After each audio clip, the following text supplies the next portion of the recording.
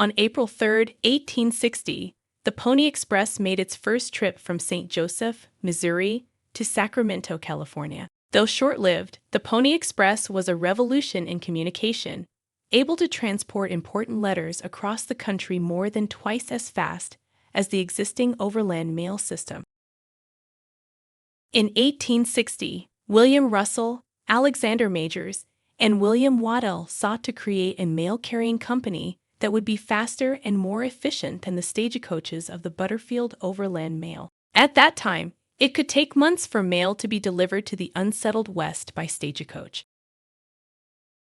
They established 184 stations, 10 to 15 miles apart in just 2 months. The three founders then put a call out for small, brave young men that could ride a horse well. 400 of the fastest horses they could find were purchased and 80 daring riders were hired. The first ride left St. Joseph, Missouri on April 3, 1860 and arrived in Sacramento, California, just 10 days later. In the mochila, or saddlebag, was a message of congratulations from President Buchanan to the Governor of California, which had been telegraphed from Washington to St. Joseph. The rides were dangerous, but the pay was good, $25 a week, or the equivalent of over $6,000 in wages today. These were the Pony Express riders. The men, usually younger than 18 years old, were expected to cover 75 miles without rest, despite inclement weather and Native American attacks. Picking up a rested horse at each station, they rode nonstop, day and night, rain or shine. Buffalo Bill Cody, who became famous for his Wild West show, claimed he rode for the Pony Express when he was just 15 years old. His route was through Wyoming, and he told of one time when he rode 322 miles round trip because his relief rider had been killed in a brawl.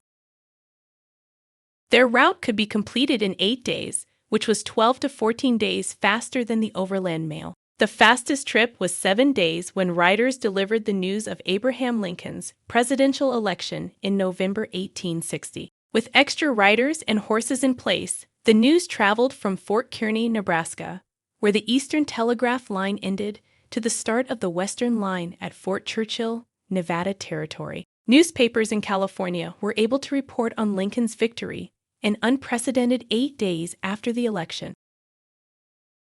Initially, it cost $5 to send a letter between San Francisco and St. Joseph, Missouri, but that charge was later reduced to $1. An estimated 35,000 letters were carried by the Pony Express.